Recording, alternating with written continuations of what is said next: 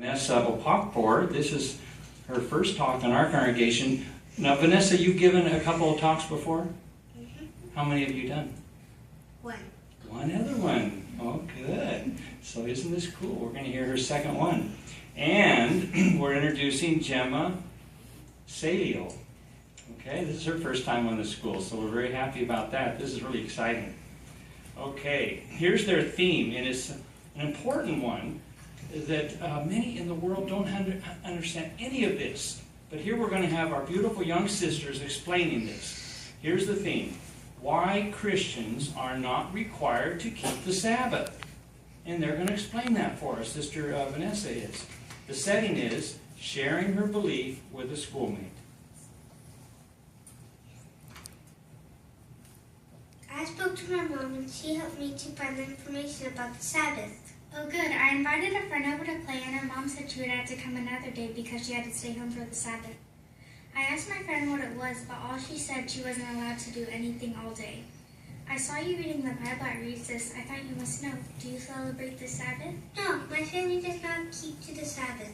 A long time ago, God's people, the Israelites, were given a law for them to use one day a week to rest in order to worship and learn about Him. Don't people doing that on Sundays when they go to church? Yes, some set aside time on some days to worship God. But why don't you? The Bible tells us that the Sabbath was an agreement between God and Israel. Here at Exodus chapter 31, verses 16 and 17.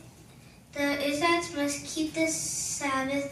They must observe the Sabbath during all their generations. It is a lasting covenant. It is an enduring sign between me and the people of Israel. What word did it use to describe this agreement here? It starts with a C. Covenant? The word covenant means contract or agreement. This means they made promise. So the Sabbath was a covenant between God and Israel? This meant that it was only between them and not with anyone else. The Bible and the books of Romans shows a change in God's rules for His people.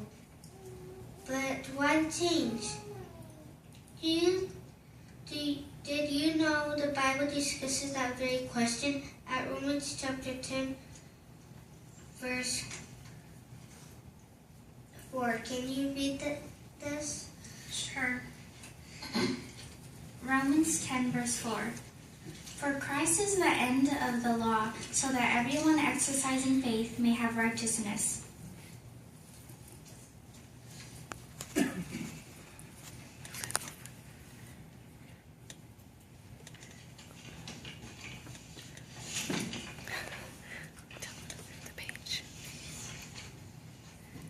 Why did God send Jesus Christ to the earth? Well, my mom said He died for our sins. God used Jesus to bring that law to an end. Our having a good standing with God depends on faith in Jesus, and not on keeping a weekly Sabbath. Even though God ended the Sabbath, what do you think did not change? Well, we still have to obey Him. Yes, that is true. Do you have any brothers or sisters? I have one older sister and brother. We all have different responsibilities because of our ages. Our parents adjusted those responsibilities as we grow older. In the same way, Jehovah has made His rules simpler. So do you think God expects the same from each one of us? I think He wants us to do our best. Yes, He wants us to do our very best.